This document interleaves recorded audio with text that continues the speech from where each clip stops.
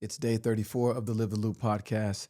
Thank you for watching, for listening, and for being a part of what the Lord is doing and this vision that God has given us to go daily with our podcast so that we are developing the habit of abiding in the Lord through worshiping up, learning down, and serving out. And then repeat. These are the key elements, key disciplines that we want to embrace to walk closer with the Lord as his disciples, not just as Christians, but let's bring those two things together. A Christian is a disciple of the Lord Jesus Christ, and the way that we abide in him, the way we walk out that is primarily through the activities of worshiping, learning, and serving. Let's have a moment of worship before the Lord together. Father in heaven, we thank you. We give you praise, glory, and honor. We enter your gates with thanksgiving and into your courts with praise. We worship you, Lord. This is a moment of worship where we can come to you, Lord God, and lift up holy hands. We can acknowledge you. We can praise you. We can do the very thing you created us to do, Lord God. Lord God, worship, Lord God, is intimate. It's personal, Lord God. It's what you desire from us, that we worship you in spirit and truth. So we give you glory. We give you honor. We give you praise. We worship you, Lord God, because of who you are, because of all that you have done for us, because of what you are doing in the name of Jesus. We don't come asking you for anything but you. We want more of your presence. We want to experience you. We want to experience your love, your peace, your joy. We want to experience the radiance of your glory. And so, Lord, thank you. Thank you for allowing us to enter in. Thank you for allowing us to be called children of the Most High God.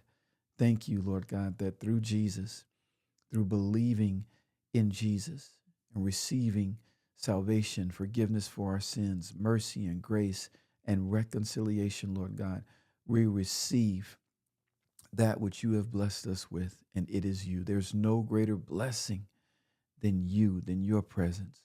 So we thank you. We give you all the praise.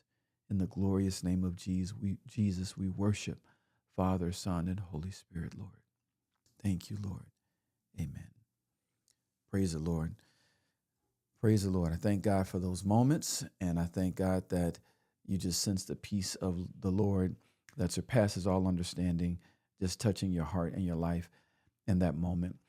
In our learn down moment today, we want to look at another minor prophet, the book of Zechariah, specifically chapter 4. And we're going to see a very, very popular verse, one that I have heard almost all my Christian life and repeated and quoted. And let's be honest, there's some verses that just, if I could use the word, they trend in the church, and they trend, as proclamation verses, where when someone's praying, when someone could be preaching, this is just one of those verses that is often just declared. But what tends to happen in the trending verses is we rarely, I should say, get the context.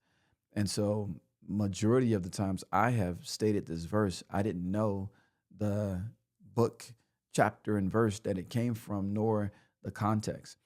And so this is why we are called to study to show ourselves approved, which is why our learn down moments are so important and need to be a daily part of our lives and our study of the Word of God. And so, again, I'm thankful that you are part of this, because I don't want to be that type of believer that just drops one-liners that are trending verses. I want to know where that verse came from. I want to know the context. I want to know God's heart and why he spoke it. And so that being said, Zechariah chapter 4 and verse 6, actually, before we get to verse 6, I know you're going, well, what's the verse? What's the verse? So the heading of this chapter is a vision of a golden lampstand. Now, what's happening in the book of Zechariah is the prophet Zechariah, similar to Haggai, is giving a word to the people of Israel to return to the Lord. It's not just return to their city and come out of the captivity of Babylon, because what good is it for them to return to the city and not return to the Lord? In essence, they're still captives. They're still captives of their own sin and their rebellion against the Lord. So the primary thing, just like the children of Israel coming out of Egypt, the primary thing was not to come out of Egypt and into the promised land. The primary thing was to come out of Egypt and come to the Lord. Okay. And that's what we see happen in the wilderness. God wanted those who wanted him before they entered the promised land. God wants his people to want him. This is the order of things. This is the relationship of things. The God, it's a loving relationship that he has with his people, and it is a two-way street. God wants our love toward him to be expressed in the same way that his love for us is expressed. In that way, in that sense, it is a marriage. It's just like in Revelation, we see the church, is called the bride. Well, the groom does not want a bride that doesn't love him, right? The groom wants a bride that is passionately in love with the groom, as the groom has demonstrated his passionate love for his bride in laying his life down for her. So what we see in Zechariah is a prophetic word from the Lord coming to uh, Josiah as the priest, and also to Zerubbabel as the governor, who is a leader in Israel. But there's a lot. There's a lot. They've been in 70 years of captivity.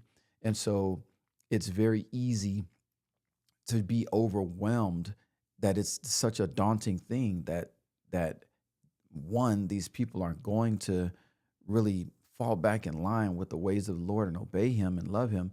And two, the captive kingdom and empire that we've been under are going to back off, and allow us to return.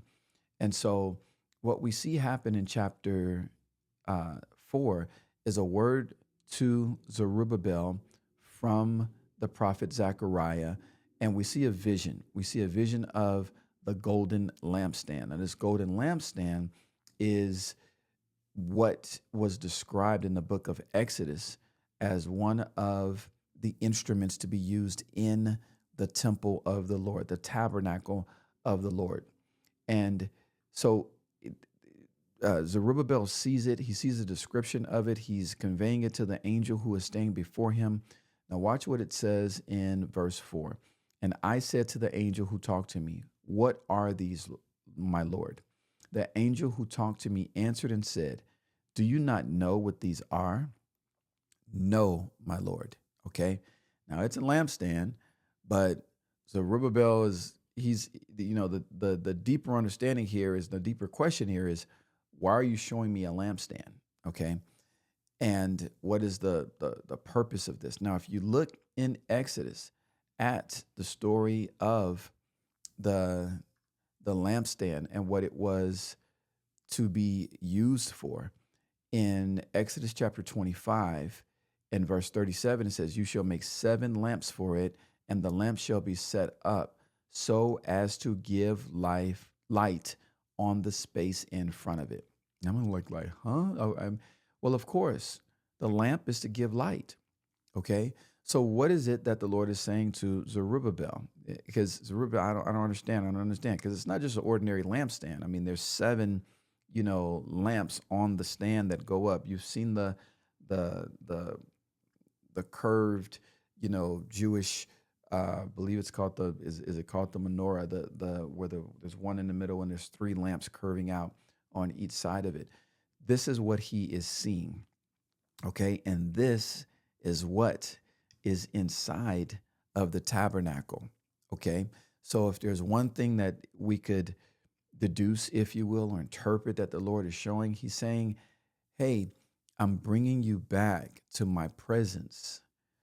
And the lampstand represents the way to my presence will be illuminated. What does it say in Exodus? It's to illuminate what's in front of it. And what's in front of it is God's presence, the Ark of the Covenant. Okay, so the way is being lit. It's like Jesus saying, "I am the light," right? He is the lampstand that lights the way of return to God the Father. "I am the way, the truth, and the life. No man comes to the Father except through me." So when he says, no, I don't fully understand what you're showing me and why. Here's what verse 6 says. Here's the trending verse that so many of us have heard, but maybe didn't have the context of. Then he said to me, the word of the Lord to Zerubbabel. This is the word of the Lord to Zerubbabel, not by might, not by power, but by my spirit, says the Lord of hosts. Now, I know you heard that, right? If you've been in church, you've heard, not by might, not by power, but by my spirit, says the Lord. So the context of the prophet Zechariah speaking this word of the Lord, word from the Lord, through Zechariah to Zerubbabel, to a governor, a leader of God's people while they're in captivity, is the light has been lit. The path is illuminated. Your word, O Lord, is a lamp unto my feet and a light unto my path. So, what do we understand from this? Is that it is the Holy Spirit who illuminates the path. Understand something. There are people, especially here in the Western world, in the United States. I don't remember exact number, but it's something like the average American household has 2.3 Bibles or 3.4 Bibles or something like that. But not every household is illuminated. Why? Because just because you have a Bible in the house does not mean the presence of the Lord resides there. You can have a Bible in your house and be an unbeliever. It's the Holy Spirit coupled with the Word of God that brings the revelation from the Word, that brings the illumination to truly see Christ as Lord and accept Him as your Savior. Okay, so it's not by might, not by power, meaning how specifically to Zerubbabel, your strong hand of leadership and the might and all of these and raising up an army to defeat, the captive empire of Persia or Babylon, whoever, the freedom that's coming, the restoration that's coming, the heart of the people that needs to change, all of the things that need to change in order to restore worship, my temple, and return is not going to be done by might. It's not going to be done by man's power, but it's going to be done by the presence and the power of my spirit who transforms us from the inside out in the name of Jesus. Man, so I want to encourage you today, encourage myself today, that the things that God has purposed in our lives, first and foremost, starting with our return to Him, our restoration with Him, our love of Him, our relationship and intimacy with Him. It's not by might, it's not by my willpower, but it's by the Spirit of the Lord. Thank God for the presence and the power, the guidance, the work of the Holy Spirit in our lives. I pray that this learn down moment has been a tremendous blessing to you, not by might, not by power, but by the Spirit of the Lord. Shall you be restored to His presence? Shall you walk in victory over your enemies in the name of Jesus? There's the next part of it here. I got to read this to you because I do think you need to understand the power of the Holy Spirit is far greater than any other power that can be wielded by man. Who are you? It says in verse 7, who are you, O great mountain? Before Zerubbabel, you shall become a plain, right? In essence, because of the work of the Holy Spirit, the mountain of the enemy, the mountain of obstacles, the mountain of whatever it is that has kept God's people separate from God and their purpose and their potential, with the presence and power of the Holy Spirit, the mountain becomes a plain. Man, that's a word right there in the name of Jesus. So, how will you serve based on what you have heard today and based on what the Holy Spirit is speaking to you? We've worshiped up, we've learned down. Now we have the opportunity to serve out. Serve the Lord with gladness. The easiest way to serve is to share. So I encourage you to share this message with someone else that you believe it will be a blessing to.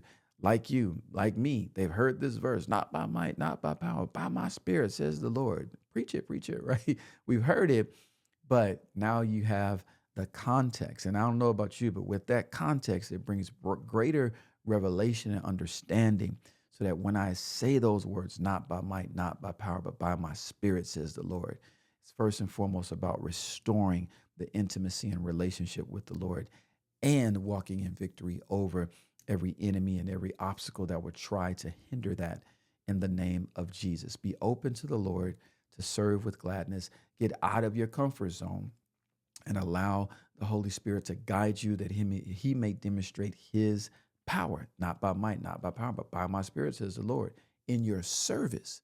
How can we serve the Lord and take that verse and apply it? When you serve, it's not about, that's why we say he's able, we serve. He's here, he knows he's able. We're the vessels, we're the instruments that his unlimited ability wants to work in and through to bless those, to be the lampstand that illuminates their path, that they might find the joy and peace and restoration in Jesus and the Holy Spirit and God the Father. Man, man, man. This is a good word for January the 3rd, this Monday of 2025. What a day, what a word. Embrace it and watch what the Lord does in your life. Let's have a word of prayer. Father in heaven, we give you thanks, praise, and glory for this time as we have worshiped you. We have learned of your word and your ways. And Lord God, we are prepared to serve. So Lord, allow us, Lord God, to be vessels of your spirit that you might work in and through, all for your glory. In the name of Jesus, we give you praise for these things. Amen. So go forth in the presence and power of the Holy Spirit. Walk with him. Don't forget to leave a review for the podcast. I don't access that often, but if you would leave a review, it helps the Apple and Spotify push the podcast out to more listeners. We want to reach more people, all for the glory of the Lord. And also click the link in the description to join our online community and also to give and sow a seed into the ministry. Be a cheerful giver. This isn't a desperate call of coercion or manipulation. No, this is sowing into good ground. If you've received and been blessed by the message, then you can sow and give a seed and to support so that this message can continue in the name of Jesus. So I want to encourage you to give a monthly gift, a reoccurring gift, and just to show your support that this continues to go and to grow in the name of Jesus. And remember, coming this week, this in February, we're going to have a rebranding from Live the Loop to Open Heaven Podcast, because Open Heaven United is the name of the new local church that we're starting right here in Sacramento, in Rancho Cordova as a start. Our first in-person Bible study of 2025 is coming this Thursday, February 6th. Be sure to check the community post to see all the details about that. So God bless you. Have a great day, great afternoon, great evening, whenever you're listening to this and watching this. And remember that he is here, he knows, and he's able. God bless you.